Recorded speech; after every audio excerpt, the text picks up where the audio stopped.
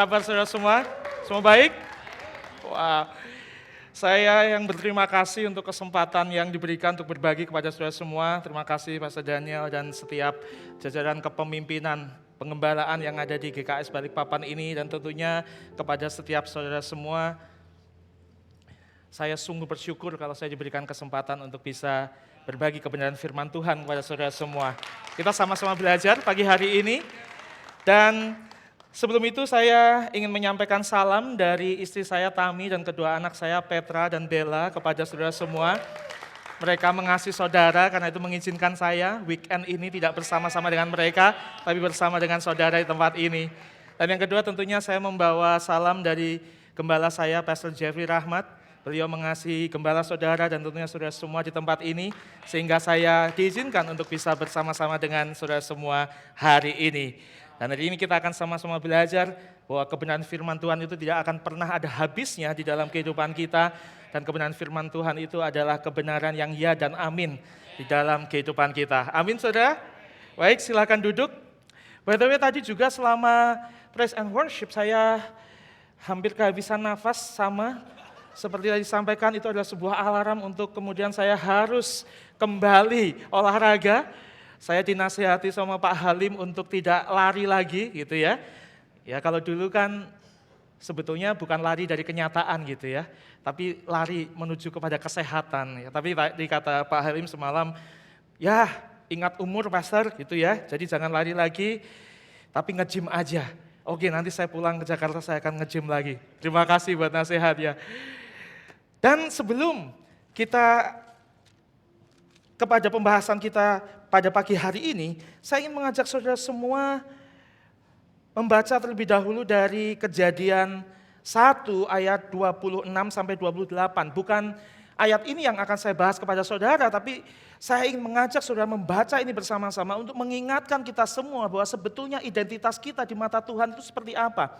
Dan apa tujuan Tuhan di dalam kehidupan kita. Mari kita baca bersama-sama Kejadian 1 ayat 26 sampai 28. Berfirmanlah Allah, baiklah kita menjadikan manusia menurut gambar dan rupa kita, supaya, kata supaya menunjukkan tujuan, betul apa tidak?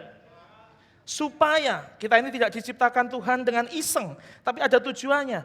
Supaya mereka berkuasa atas ikan-ikan di laut, dan burung-burung di udara, dan atas ternak, dan atas seluruh bumi, dan atas segala binatang melata yang merayap di bumi.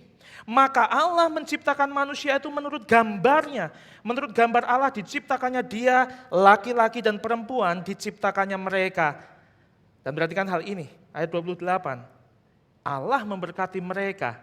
Jadi setelah manusia diberikan tujuan, maka kemudian Allah menciptakan manusia itu laki-laki dan perempuan, lalu Allah memberkati mereka. Maka Allah memberkati mereka, lalu Allah berfirman kepada mereka, beranak cuculah dan bertambah banyak, penuhilah bumi dan taklukkanlah itu, berkuasalah atas ikan-ikan di laut dan burung-burung di udara, dan atas segala binatang yang merayap di bumi. Jadi kalau sudah perhatikan, pertama kita diciptakan Tuhan dengan sebuah tujuan.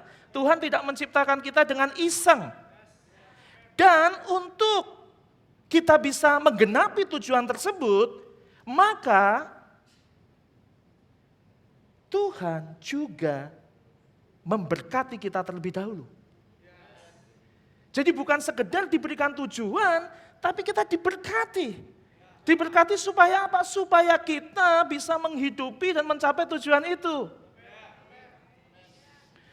Jadi bukannya kita diberikan tujuan lalu kita mencari berkat untuk mencapai tujuan itu, tapi kita diberikan tujuan lalu kita diberkati terlebih dahulu. Baru kemudian diberikan perintahnya atau firmannya. Dan firman atau perintah itu berarti bicara soal apa? Tanggung jawab. Artinya manusia diciptakan dengan tujuan, lalu kemudian untuk menggenapi tujuan itu, manusia bertanggung jawab untuk melakukannya. Tetapi untuk melakukan tanggung jawab itu, Tuhan tidak sekedar memberikan perintah di dalam bentuk tanggung jawab itu, tetapi Tuhan memberkati manusia terlebih dahulu. Jadi tidak ada alasan untuk kemudian manusia berkata bahwa, sorry nih, saya tidak punya modal dasar untuk bisa mencapai tujuan itu. Tidak. Karena Allah sudah memberkati terlebih dahulu. Dan itulah identitas kita di mata Tuhan. Manusia yang diciptakan dengan tujuan, diperlengkapi dengan berkatnya untuk mencapai tujuan itu. Nah pertanyaannya adalah, lalu apa yang harus kita lakukan untuk menjalani tujuan tersebut? Nah itu yang akan kita bahas hari ini. Sudah siap? Mari kita berdoa terlebih dahulu. Kami sungguh bersyukur Tuhan kalau kami mengenal Engkau sebagai Bapa, sebagai Raja, Allah yang maha kudus, Allah yang maha mulia, Allah yang maha segala-galanya, pencipta langit dan bumi, pemilik semesta ini, pemilik kehidupan kami. Oleh karena itu Bapa hari ini, biarlah apa yang disampaikan melalui kebenaran firman-Mu hari ini, biarlah setiap jemaat di tempat ini, Tuhan sedang memberikan hikmat, kepandaian dan pengertian ilahi. Sehingga apa yang disampaikan dengan kata-kata terbatas ini menjadi hikmat yang tak terbatas di dalam kehidupan setiap yang mendengarkan. Karena kami datang ke tempat ini bukan hanya untuk menjadi pendengar firman Tuhan. Tapi kami menyambut dan mengakui bahwa firman Allah itu adalah firman Allah yang hidup dan berkuasa mengubah kehidupan kami. Di dalam nama Tuhan Yesus, mari semua yang siap belajar bersama-sama berkata, amin, amin. Tanggung jawab menjadi kata yang sangat penting di dalam kehidupan kita. Berapa banyak dari saudara yang waktu sekolah dulu pernah berdoa seperti ini, Tuhan kalau bisa saya nggak usah naik kelas. Semuanya naik kelas, ingin naik kelas bukan? Betul?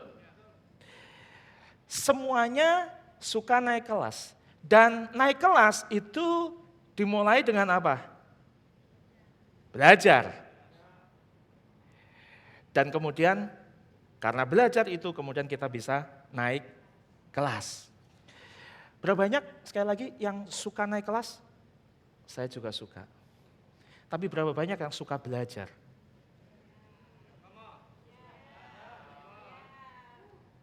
Dan masalahnya belajar di kelas 1 SD berbeda dengan belajar di kelas 6 SD.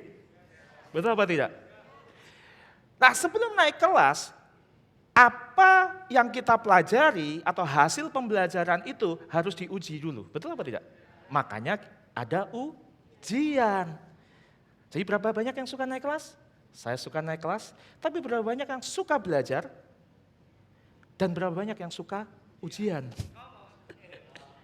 Padahal hidup itu memang banyak ujian. Karena kalau banyak cucian itu namanya laundry. Tapi sayangnya nggak banyak orang yang suka dengan ujian.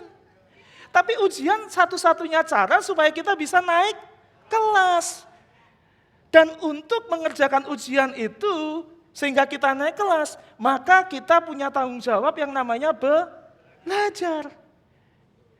Jadi banyak yang suka punya banyak yang suka hasil di dalam hidupnya, tapi ternyata tidak terlalu banyak juga yang suka di dalam prosesnya. Karena proses itu mengandung tanggung jawab. Dan di layar saudara, di depan saudara, ada 3 angka, 5, 2, dan 1. Kalau saudara harus memilih salah satunya, saudara pilih yang mana? Kalau itu adalah harta, kalau itu adalah uang, kalau itu adalah kapasitas, kalau itu adalah kepemilikan, saudara pilih yang mana? Punya 5, punya 2, apa punya 1? Punya 5. Karena kita selalu ingin punya banyak. Makanya senang saya firman Tuhan berkata, ya punya istri atau suami ya 1 aja gitu kan. Karena kecenderungan manusia ingin punya banyak. Yang lagi PDKT, ada yang lagi PDKT? Yang lagi mengejar untuk mendapatkan pasangan? Butuh tanggung jawab tidak? Butuh tanggung jawab. Ya, karena pasangan itu apa? Kalau nggak pas cuma jadi angan-angan. Jadi kerjakan tanggung jawabnya, karena kalau nggak mengerjakan tanggung jawabnya, ya yang didapat nggak pas dengan angan-angan.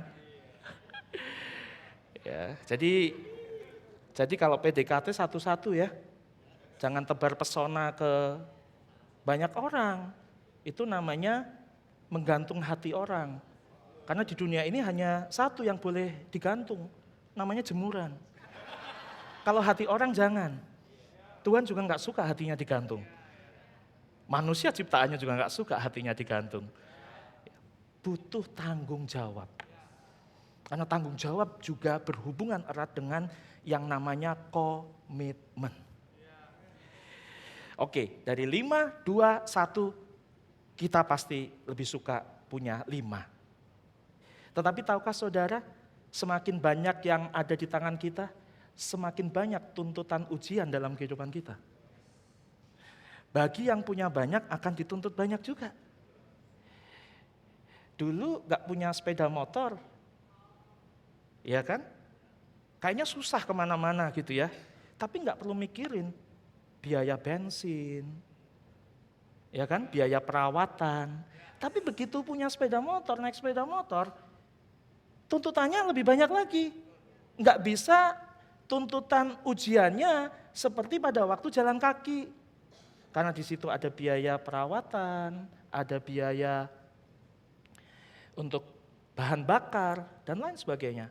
Demikian juga, kalau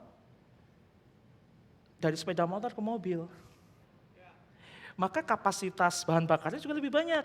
Biaya yang dikeluarkan pun harus lebih banyak. Perawatannya pun juga lebih banyak. Betul apa tidak?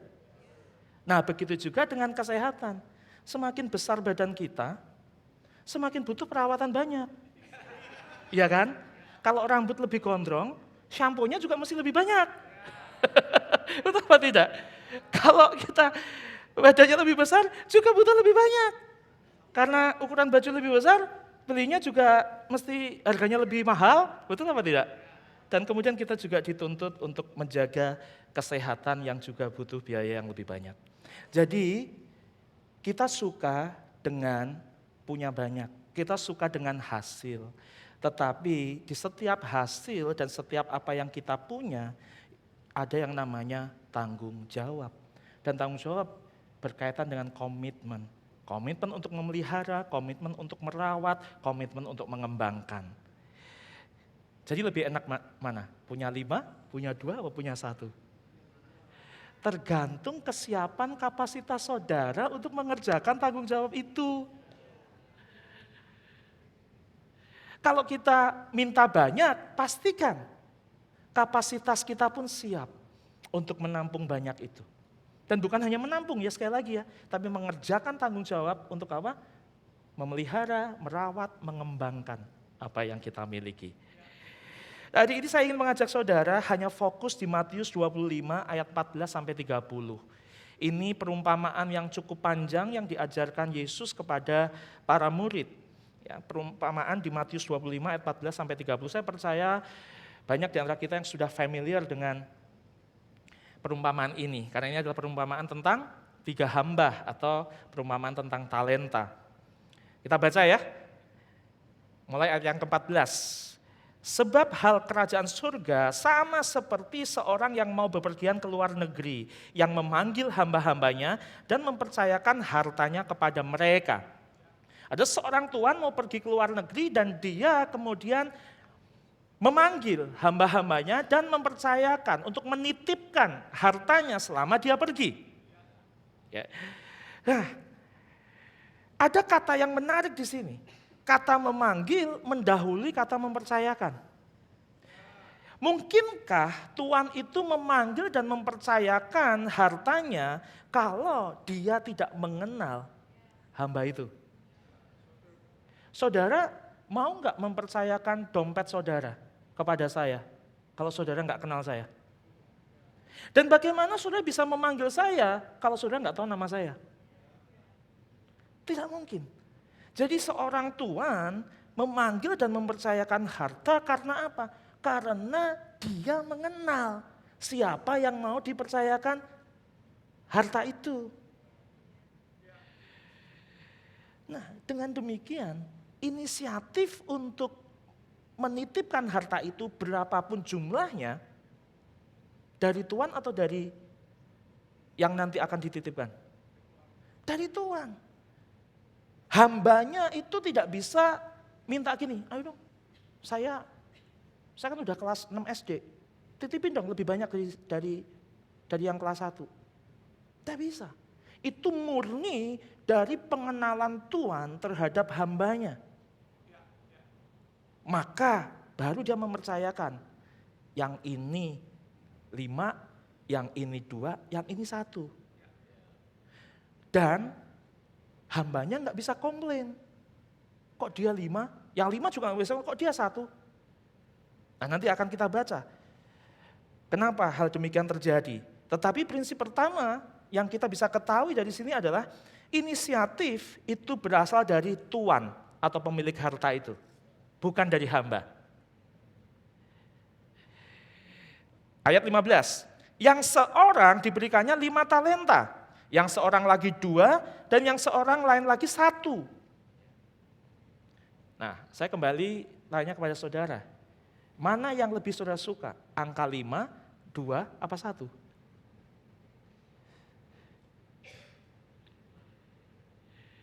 Berapa banyak dari kita yang lebih sibuk melihat angkanya? Lebih sibuk dengan 5, 2, atau 1? Padahal sekali lagi, inisiatif berasal dari siapa? Dari Tuhan. Dan Tuhan itu sebetulnya nggak fokus dengan 5, 2, atau 1, atau berapapun yang diberikan. Tapi ini yang menjadi fokus dari Tuhannya.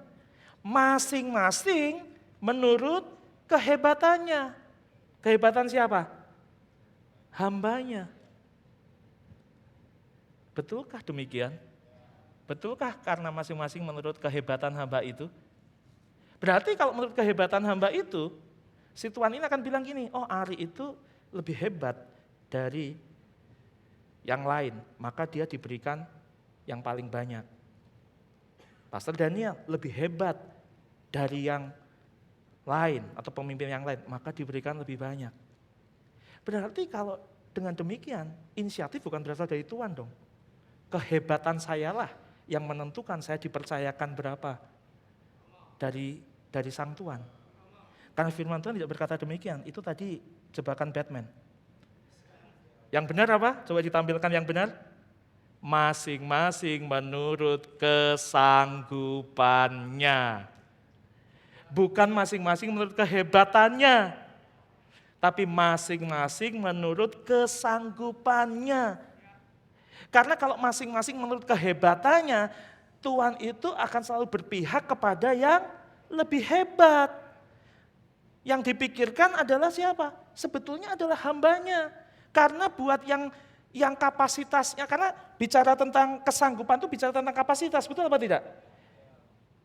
Kalau saya adalah seorang pemimpin, dan saya lihat kemudian di dalam tim saya, yang ini kapasitasnya 5 nih, terus saya kasih 1. Itu namanya saya tidak mengasihi dia.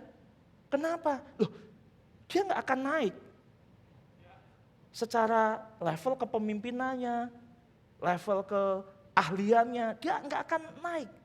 Itu namanya saya kalau bahasa Perancisnya itu saya ngenyek dia. Sudah tahu ngenyek ya?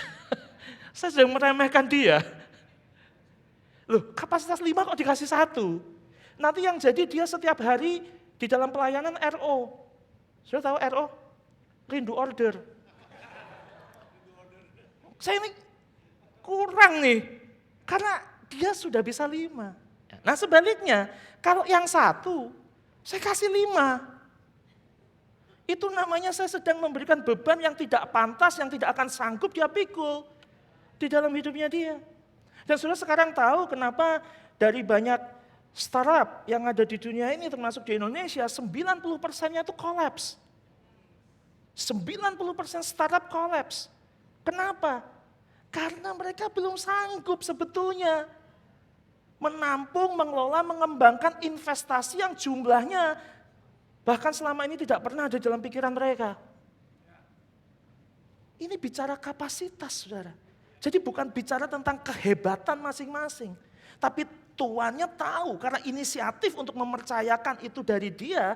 Tadi sebelum mempercayakan dia memanggil, kata memanggil berarti dia tahu kalau ini adalah tuan yang begitu kaya, begitu hebat, begitu luar biasa. Menurut saudara apakah hambanya cuma 3 orang?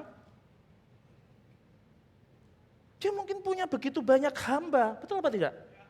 Tetapi fakta bahwa dia memanggil yang 3 ini, karena dia tahu kapasitas masing-masing untuk dipercayakan harta itu.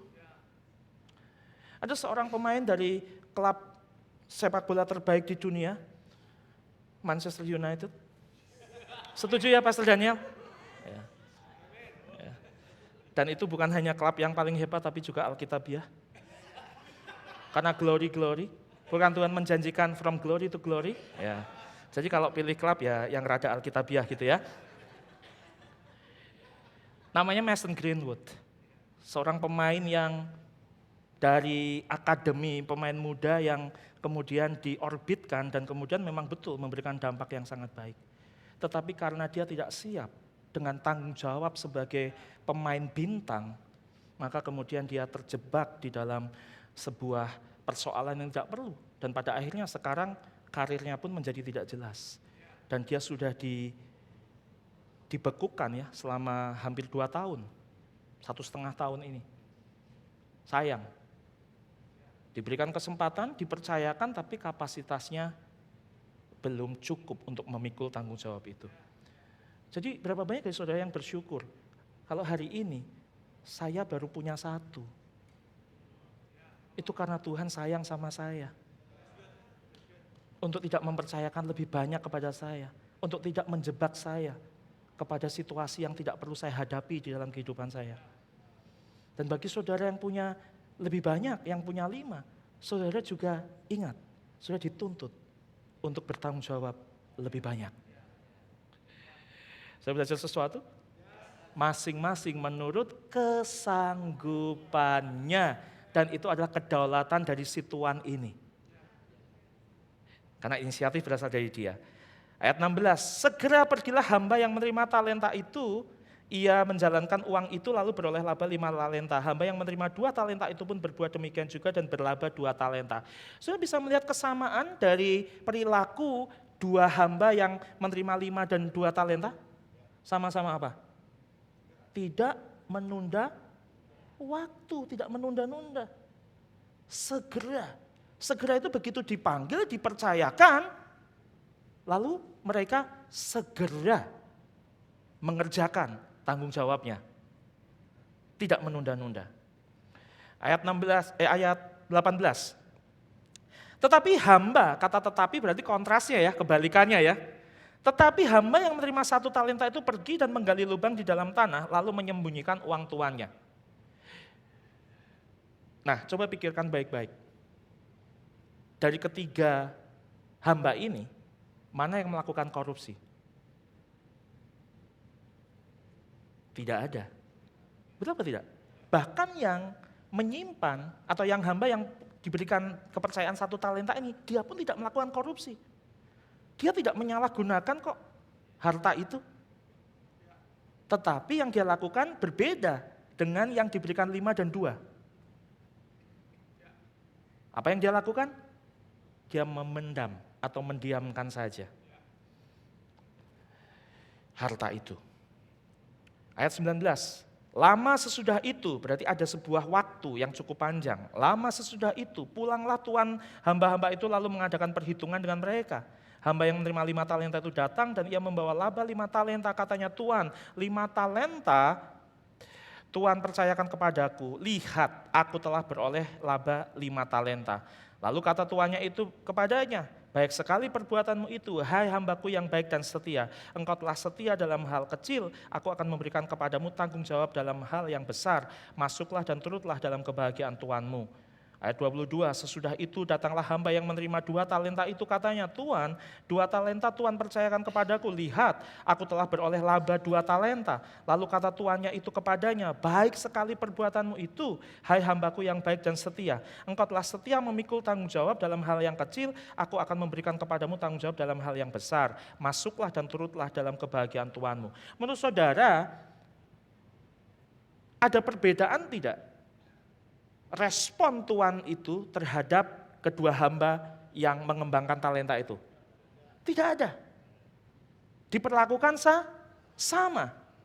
Padahal kalau dipikir-pikir ya, yang satu kan mengembalikan 10. Ya, tapi yang satu cuma mengembalikan 4. Kalau menurut kehebatannya, harusnya yang dipuji lebih baik yang mana? Yang 10. Tapi karena masing-masing menurut kesanggupannya, ya nggak bisa dong dibandingkan yang modalnya 2 sama yang modalnya 5. Masing-masing menurut kesanggupannya. Jadi fokus tuannya bukan pada berapa banyak. Ini saya berandai-andai ya, seandainya yang dikasih 5 itu jadinya cuma 7.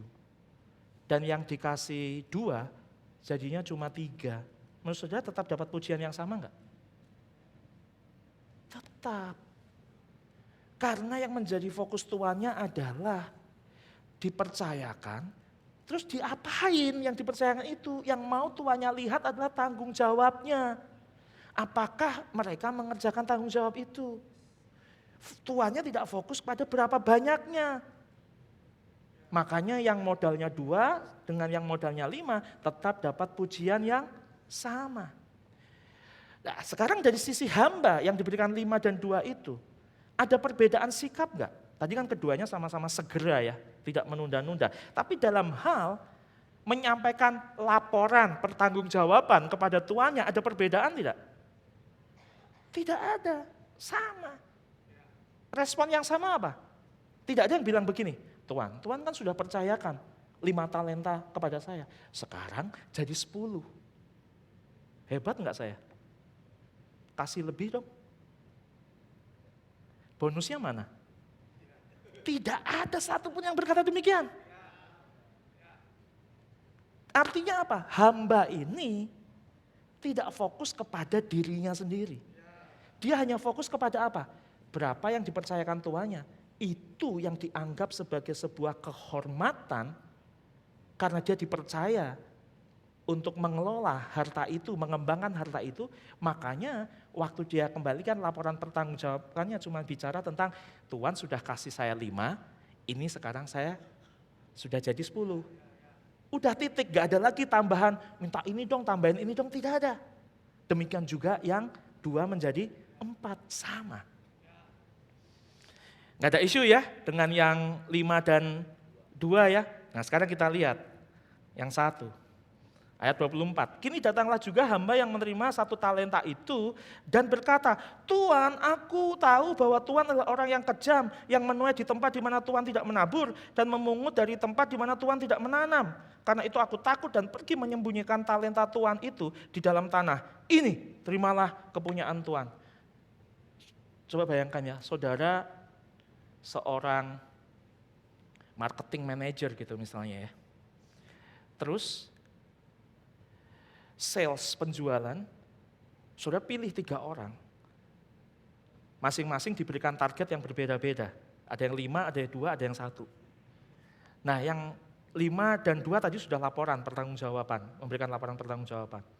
Yang 1, laporan pertanggungjawabannya gini, dia bikin, mungkin dia presentasi di slide seperti ini terus bilang, Tuan itu kejam. Tuan itu menabur di tempat di mana tidak seharusnya.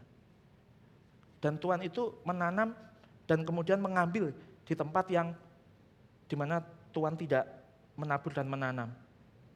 Kira-kira kalau saudara jadi marketing manager, ini kayaknya nggak perlu SP1, SP2 langsung pecat ya. Betul nggak? Suruh kasih laporan pertanggungjawaban, kok malah berargumentasi dan menyalahkan tuannya. Betul? Terserah dong, tuannya yang punya inisiatif dan dia yang punya kok. Dia mau menanam di mana, mau nabur di mana, itu semua adalah miliknya dia kok. Betul apa tidak? Apa haknya hamba ini kemudian menghakimi dan berargumentasi bahwa saya ini hanya memendam harta yang Tuhan percayakan karena saya takut karena reputasi Tuhan itu yang jelek. Ini namanya alasan, betul apa tidak? Dan seringkali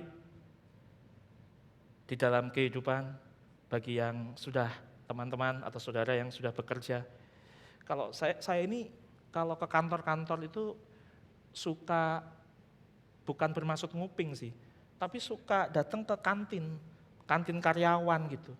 Karena di kantin karyawan itulah sebetulnya pembicaraan tentang Tuhan itu terjadi. Betul tidak? Iya kan? Katanya true worshipper, tapi jadi true gossiper, betul apa enggak? Dan situ, di kantin itu sebetulnya kalau mau melihat karakter seseorang,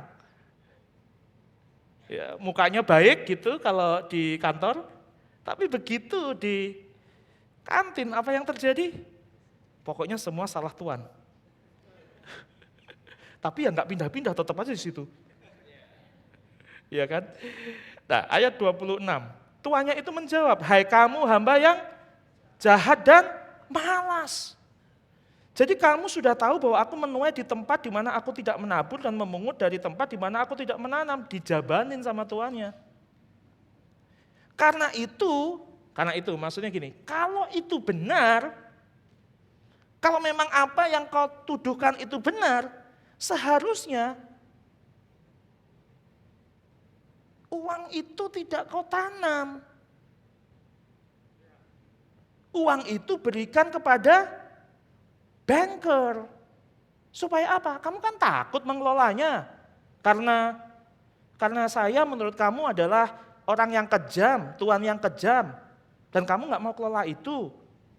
Ya sudah, jangan kelola itu, kasih ke banker. Maksudnya apa? Jangan alasan. Kalau kamu nggak mau melakukannya, ya nggak apa-apa. Tapi berikan kepada orang lain yang bisa melakukan itu. Tapi itu pun tidak dilakukan oleh hamba itu, betul apa tidak? Terbukti bahwa itu apa? Alasan.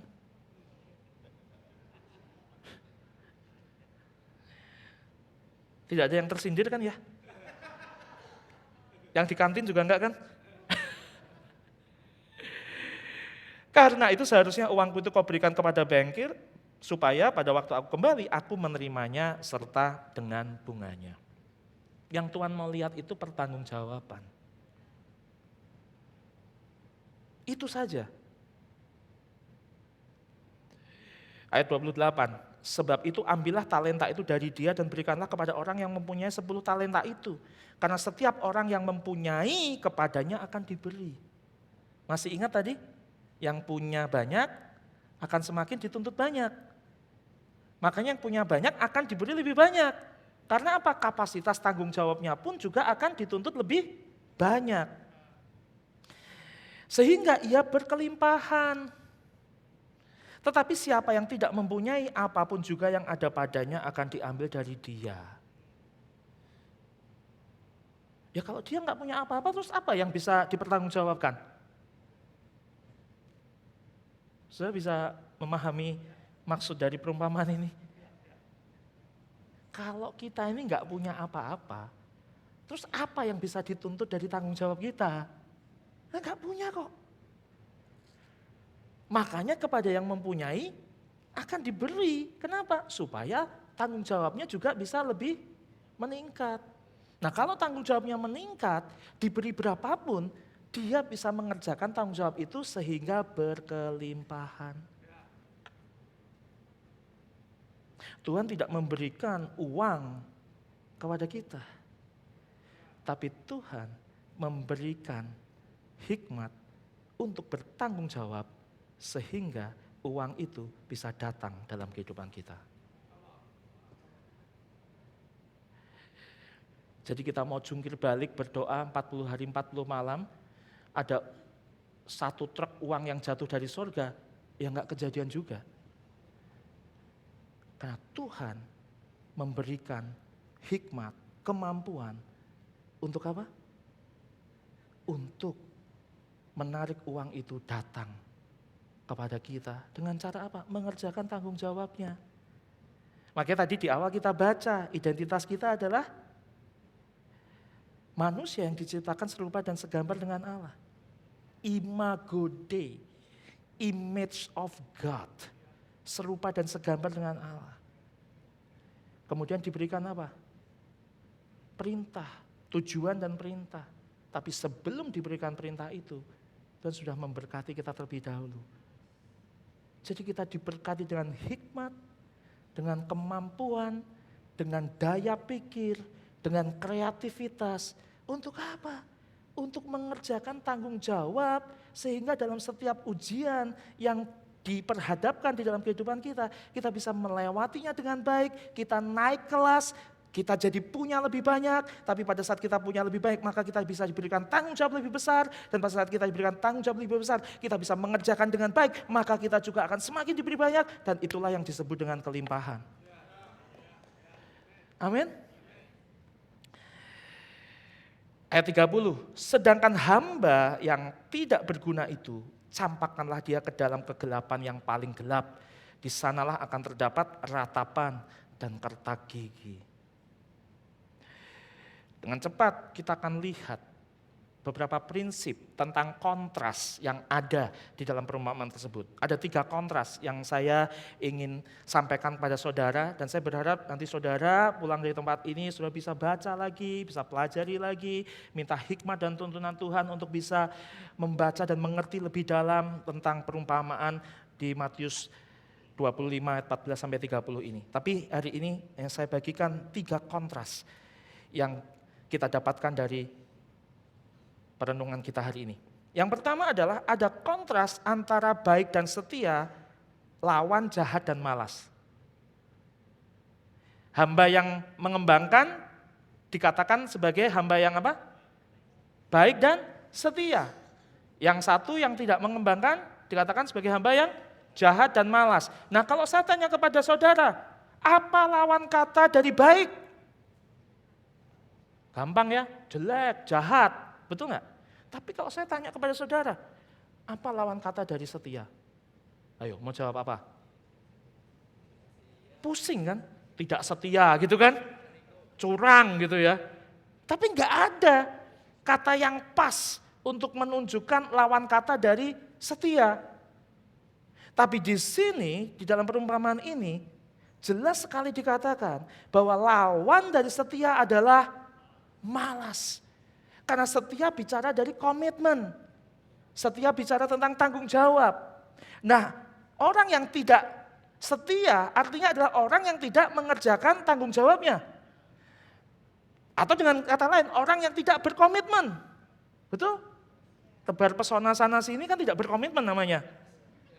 Iya enggak? Maka dia enggak akan mengerjakan tanggung jawabnya. Ya, dia sukanya HTS, hubungan tanpa status.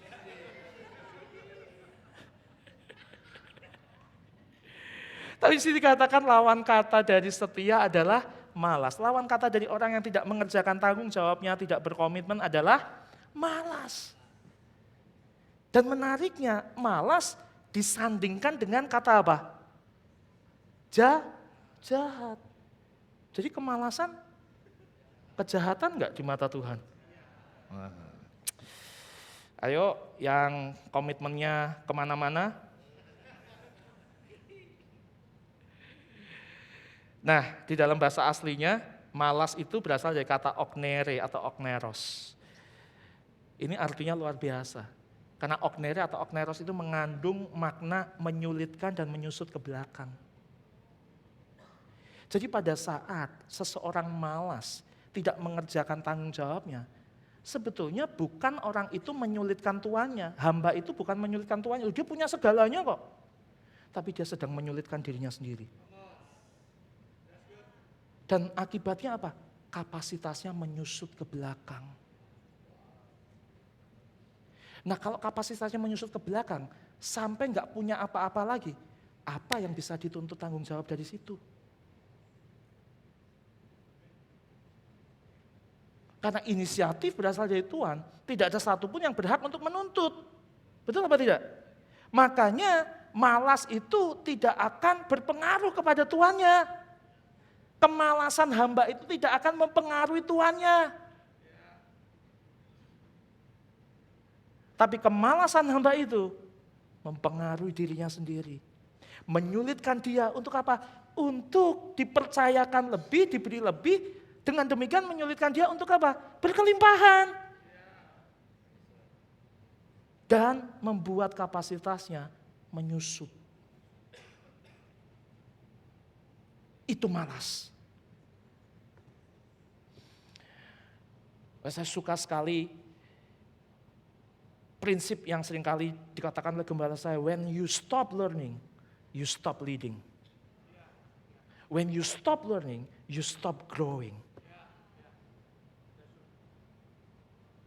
Kalau kita enggak bertanggung jawab, berhenti mengerjakan tanggung jawab kita untuk belajar, mengembangkan apa yang ada di tangan kita, mengembangkan apa yang dipercayakan di tangan kita, maka kita sedang menyulitkan diri kita dan tinggal tunggu waktunya, maka kita stop untuk bertumbuh.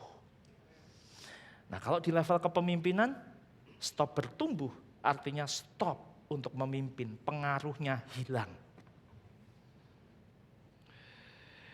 Kontras yang kedua, mempunyai sama dengan diberi. Kan tadi kepada yang mempunyai diberi. Dikontraskan dengan yang tidak mempunyai diambil.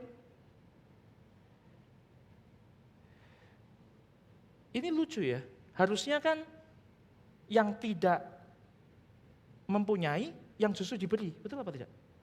Dan ini di dalam konteks humanis atas nama hak asasi manusia, seringkali yang terjadi adalah kebijakan seperti ini.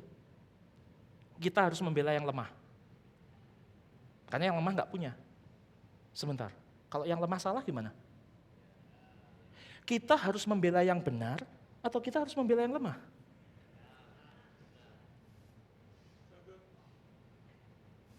Karena justru yang punya diberi. Oke. Yang tidak mempunyai, yang tidak mengerjakan tanggung jawabnya, diambil semua daripadanya, dikasih kepada yang mengerjakan tanggung jawab. Kontras yang ketiga, berkelimpahan dilawankan dengan kegelapan yang paling gelap. Apa maksudnya berkelimpahan dan kegelapan yang paling gelap? Saudara masih ingat tadi dua hamba yang mengerjakan tanggung jawabnya kemudian diajak tuannya untuk apa? Masuklah dan turutlah di dalam kebahagiaan Tuanmu. Betul apa tidak? Dan saudara masih ingat kata mengenal? Bahwa tuannya memanggil dan mempercayakan kepada hamba itu karena mengenal? Mengenal itu berarti ada keterhubungan, betul apa tidak? Mengenal itu ada hubungan. Oke? Nah, waktu hubungan itu dikerjakan direspon dengan tanggung jawab oleh hambanya, akibatnya apa? Masuklah dan turutlah. Artinya apa? Terhubunglah lebih dalam. Sehingga apa yang menjadi kebahagiaanku, itu menjadi kebahagiaanmu juga. Bukan sekedar dikenal, tetapi juga dia mengenal lebih dalam siapa tuannya. Diajak makan di meja makan yang sama. Serupa dan segambar dengan Allah.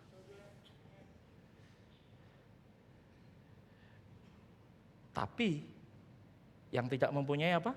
Dicampakkan ke kegelapan yang paling gelap. Itu artinya apa? Terputus hubungan dengan tuannya. Tuannya yang punya segala sesuatunya, tuannya yang berinisiatif. Bayangkan ketika hamba terputus dari sumber yang punya segala-galanya. Itu yang disebut dengan kegelapan yang paling gelap. Karena tidak ada lagi yang dipunyainya.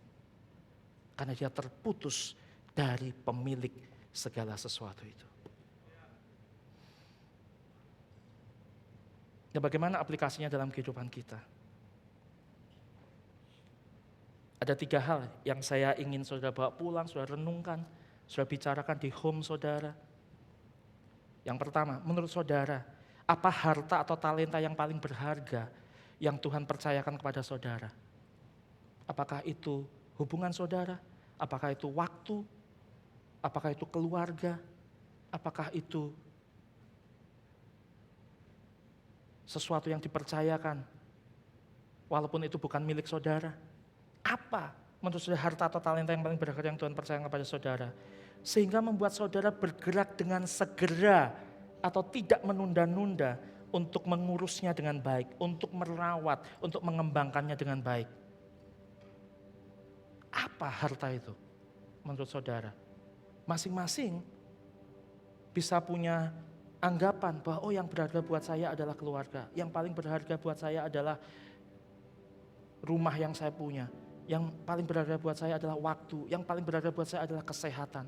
Tapi apapun harta itu yang menurut saudara paling berharga, apa yang membuat saudara untuk segera bergerak, tidak menunda-nunda untuk mengembangkannya?